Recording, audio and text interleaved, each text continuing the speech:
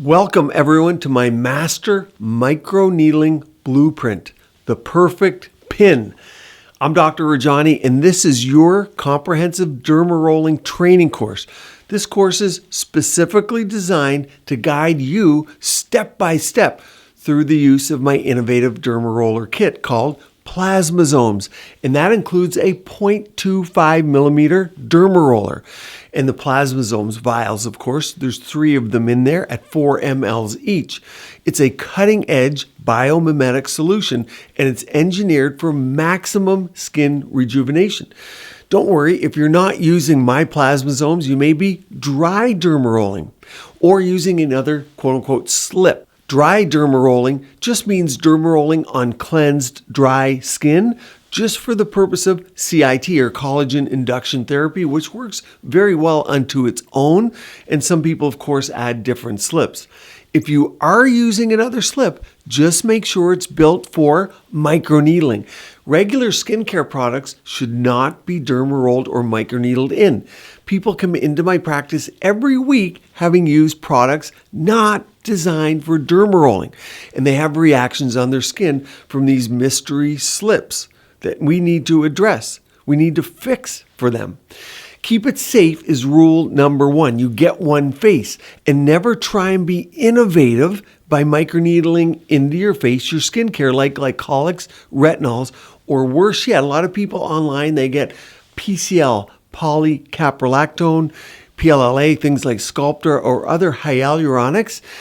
And companies that sell that to you online, they're not accountable for what you're putting into your face. So just be very mindful of the slip you're using. That's the key point here. Plasmazomes, on the other hand, are designed to be microneedled and derma rolled. They are synthetic exosome-inspired molecules that contain the essential growth factors your skin needs without any genetic material, and that makes them safe and effective. And they're made in a USA MACRA certified lab, FDA cleared. So derma rolling is a form of collagen induction therapy, often referred to as this CIT. By creating controlled micro-injuries in the epidermis, the superficial layer of skin, we stimulate the skin's natural healing process. The result? Increased collagen, improved elasticity, more radiant complexion. That's what we're looking for. Plasmazomes, the serum solution that comes in my kits, they just amplify those results safely. Okay, how often should you do this? That's the first question I get asked. Depends what you're using. With Plasmazomes, because there are healing factors built into the solution, doing it weekly is great. If you're using deeper needles like 0.5 millimeter, then you should think every 2 to 3 weeks. Stick with the 0.25 millimeter that comes in my kits if you're using Plasmazomes. It's designed for that and the absorption is optimal. It's all you need. I confirm this in my clinic with real patients in real life, and I use 3D imaging to make sure we're seeing what we think we're seeing on the outside. People say, yeah, I got filter face, it looks great, but I use imaging so we objectively know. Now the next thing is pens, microneedling pens, electric ones, stamps. There's derma rollers. Well, I've been microneedling things in with all different devices for over 15 years. You can go back on this channel, look at my early videos. You'll see everything from PRP, now we switched over to PRF, the next generation, to vitamins, to mesotherapy, hyaluronic acid, Botox products and cocktails, and even exosomes are microneedled in. What we have found in my clinic is that the 0.25 millimeter derma roller is ideal for at-home use and even by trained professionals in esthetician clinics. It works wonderful. Now, some microneedling pens, the one that goes straight up and down, the electronic ones or electric ones, and I'm talking the ones without energy here, by the way, so no RF or radio frequency, just the pens. They can go as deep as 2.5 millimeters. You see pictures of very red and bloody faces all over the internet. That's what they're using, deeper ones. That's really unnecessary. Some of the studies use 1 to 2 millimeters, but remember, when they're studying outcomes for microneedling here, you get one shot to get the study results. So they're trying to get an endpoint. So they go deeper, they go harder, they go longer and do more sessions that we would do in real life. Remember, 3D imaging doesn't lie. And we take studies and we look at those deep treatments, and then we take the superficial ones and we see what are the main differences. And there's more side effects the deeper you go. So that's the reason for 0.25. Some of you will certainly be going up to 1 millimeter at home. But again, 0.25 is the sweet spot, 0.5 if you have acne scarring. Now, what about the microbiome? Because you're going to say, well, you disrupt the microbiome, so maybe every week is too much. Again, depending on the slip. If you're using plasmasomes, it's built to help the microbiome. There's products in there, hyaluronic acid as well, which is an antioxidant. And the signalers, the proteins, help heal. But if you are using things that damage or strip the microbiome, you want to wait more time between your sessions. So use your skin as a gauge. If it's red and irritated, you need to wait longer. Follow these steps. Firstly, ensure the skin is free of any active acne, open wounds, or inflammatory conditions. If you have specific conditions like rosacea, eczema, keloid scarring, always ask your doctor first. And if you go in and they show you how to do it once, you have that skill for life. I'll show my patients and look at their skin and advise them, and then they do things at home. So get some advice if needed, but no active inflammation or problems on your skin to start. Number 2, get your supplies together all in one place. Set up for this. Get your derma roller. And by the way, keep the box that it comes in. It protects it. Now, how do you clean it? Well, you cleanse with isopropyl alcohol 70% or Purison. Purison has hypochlorous in it. You'll clean it twice. One before you use your session, and the second after your session, you'll cleanse it again. Many people find a little spray bottle is what some find helpful because you can just spray the derma roller and then spray it on your gauze and then you can clean it. Now, those little spray bottles, you can get them all over wherever you buy things like Amazon. What is it? The Container Store where people go and get things. Just a little spray bottle. And that helps to spray it so you get even distribution of whatever you're cleansing it with. I use Purison a lot in my clinic.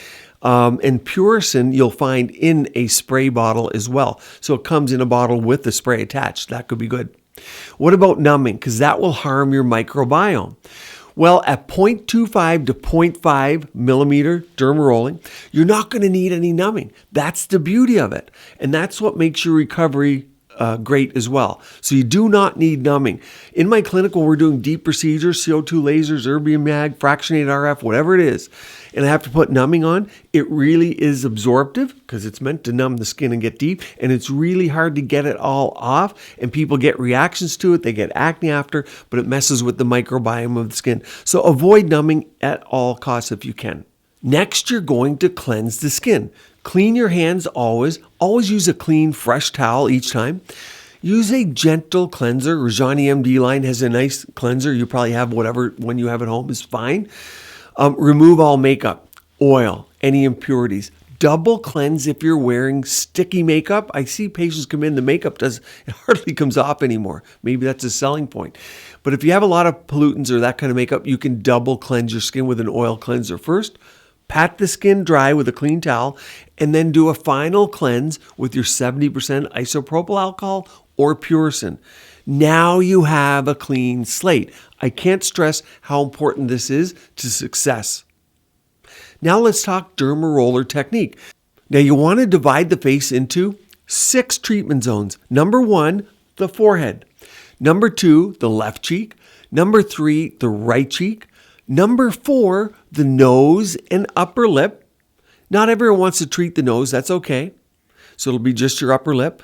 Number 5, your chin and your jawline. And number 6, your neck. Now, you want to apply your slip. In this case, in mine, you're going to put your plasmasomes on. And then you're going to put it in the target zone first. So you're zone 1. Let's say you're doing forehead. You put the plasmasomes on. And then you take your derma roller. Here is mine. It comes sealed in a medical seal, and then there's this seal as well. You can see what I mean by sealed. When you initially remove it from the cardboard container, it's medically sealed. There's a clear area in the front, and then there's paper on the back. If you don't see this in your derma roller, if you're buying them elsewhere, do not use it. It needs to come factory sealed. You need to know it's sterile. Don't cut corners on something like this. It contains needles. Mine is guaranteed sterile and clean. You also never want to share these with anyone else. So I'll just grab it to demonstrate a little bit. And this is the case that I recommend you keep it in. Now, so we're thinking the forehead, or you take the cheek, whatever zone you have, you put your plasmasomes on with your roller ball. Now you're going to take the derma roller, and your first session you ever do it, you can do a test spot if you're using a slip you're not sure, or plasmasomes. I've never seen a reaction to it, but you can do a test spot on your forearm, or even we often on the face will do it back near the gonial angle back here. Some people do it behind the ear. But in any case, the first session you're going to do, you put on your slip, plasmasomes, just 2 passes per area. So you're going to grab your derma roller up and down. You're going to lift it off, and you're going to come next to that, up and down. Lift it off, come next to it, up and down. What some people do is they go and they move it laterally, and they keep it on the skin. That can cause some tears. Some of you get away with that.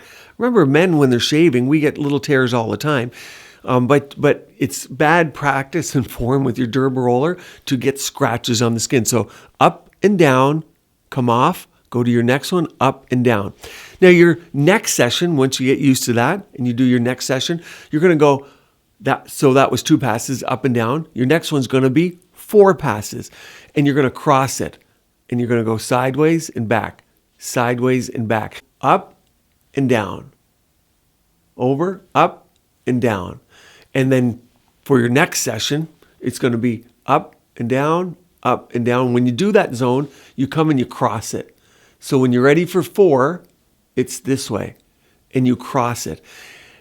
Once you get used to all that, might be your 3rd session or a few sessions down the way, you're going to go up and down. You're going to cross it at right angles, and then you're going to go diagonal. Please take your time. This really just takes a few minutes to do for a full face and neck, but if you rush it, you end up tearing the skin. So take your time, be deliberate, do it in the mirror to start, and then people don't. If they get really good, they don't need the mirror, but it's always good. It's okay to take the time, whether it takes you 5 minutes or 8 minutes, no big deal. You're better off getting it right. So that's how you're going to use the derma roller. And some people will say you go up, you got to take it off and only go up. But you can go up and down. Really doesn't matter. People try and make this more difficult to probably get views and likes or something, or have a special technique. But that's how I do it, and my patients do it. It works well. Remember, you're building up your skin here to get used to it. How about pressure? You only have to maintain light pressure. You don't have to press too hard. Let the roller glide naturally. My derma roller is medical grade stainless steel. It's better than titanium because they're sharper, it's easier to clean. You can get a much smoother surface, which is better for your skin. And it comes fully sterilized. Always go for stainless. It's perfectly weighted and balanced. It will never rust. But it's time for a new one when you're out of your plasmasomes within the kit. That's why each kit comes with a new roller. Now, when you're done with your rolling in each zone, you reapply plasmasomes. I give plenty in my kits. There's 3-4 ml vials. It's plenty. You can even use it the next day as skincare. So you want to, after you roll, reapply it. That helps it absorb better. Now, number 3 here, post-treatment application of plasmasomes. After finishing all 6 zones, apply another generous layer of your plasmasomes across your entire face and neck using the roller ball applicator. Allow this solution now to remain on the skin for at least a half hour. That helps maximize everything. So if you do it in the nighttime, well, you don't need anything put on after that, but you can.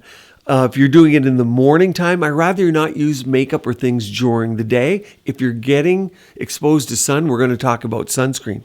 Number 4, here's your post-care guidelines. This is key, and it's what everyone neglects. Proper aftercare ensures optimal results and minimizes side effects. Number one is hydration.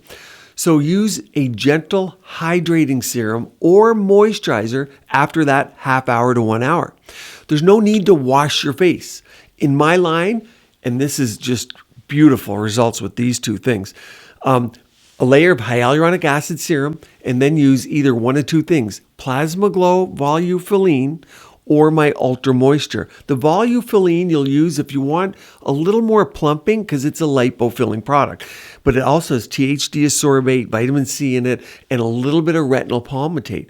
Great for post-microneedling. Now, you also should stay internally hydrated. I formulated ElectroGlow, which is a powder additive for your water. It's a hydration drink with hyaluronic acid, keratin, vitamin C, and much more. You can use plain water if you want, and you can even add a pinch of Himalayan salt to your water. Either way, stay hydrated. When you wake up the next morning, drink 8 to 12 ounces of water upon awakening. Let's talk sun protection.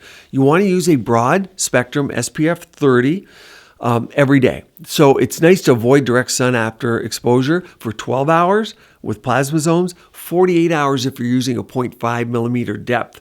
The 0.25, the great thing is it heals very quickly, and the plasma zones are healing factors. But if you're not getting sun, you don't need SPF, of course. So I prefer that. Now, avoid the following for 24 to 48 hours for 1 to 2 days. This will depend, of course, on your skin sensitivity and if it's your first time doing this or you're at pro status.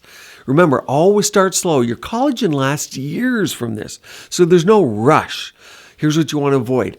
Makeup or heavy skin products. You want to avoid comedogenic products. And remember, most people's makeup has bacteria. It's bacteria laden unless it's new. And a lot of people, you guys share some of your skincare with other people and your makeup. So there's bacteria from your fingers, faces, and so on. So avoid that. Avoid saunas, steam rooms, and intense workouts with plasma zones just for 12 to 20 hours. If you're going deeper, wait longer, 48 hours. Avoid exfoliants or acids such as retinol or AHAs that evening. You want to do your derma rolling on a day when you're not using an active at night. By active, I mean a vitamin A like retinol, tretinoin, or glycolic. You want to avoid drying skincare that contains alcohol. You want to avoid L-ascorbic acid, that form of vitamin C. THD ascorbate is lipid soluble. It's more stable. It's not acidic. It's fine. I use THD ascorbate in my vitamin C products and in my Volufiline. That's why I can get away with using it. So you're getting the benefits of a C without the irritation of L-ascorbic acid. You want to avoid scents and perfume containing skincare. You'll see some slight redness after. That's normal. You can also get this. This is what people don't realize. You can get dry skin for a day or two after, especially the first few times you use it. Now, my plasma zones, not so much because it has hyaluronic acid, a specific molecular weight hyaluronic acid in it. And so you don't have to worry so much with that, but many people will get dry skin for a day or two. You just need a little more moisture. Remember, internal hydration is great, but that dryness of the skin is part of the process. It's okay. Now, afterwards, do not gua sha after derma rolling, but you may use your LED mask. My preference is to use your LED mask about 30 minutes prior to derma rolling. Now, how about a cold roller, a CryoGlow? It's amazing the morning after. So the CryoGlow, a lot of people like it because if there is a little bit of puffiness, if you're treating the under eye area, the CryoGlow cold roller helps with lymphatic drainage. It helps cool the areas, it's soothing, and it can help sculpt as well. So you can use your cold roller in that manner. Now, what about your home RF? You like your newer device that I have and recommend. So you want to avoid that for 2 days after doing your derma roller or until the healing and redness and dryness is gone. So that's how to incorporate it. You don't want to do it certainly that night right after your derma roller, and I recommend not doing it before. You can do the LED mask before derma rolling a half hour before, but not the RF.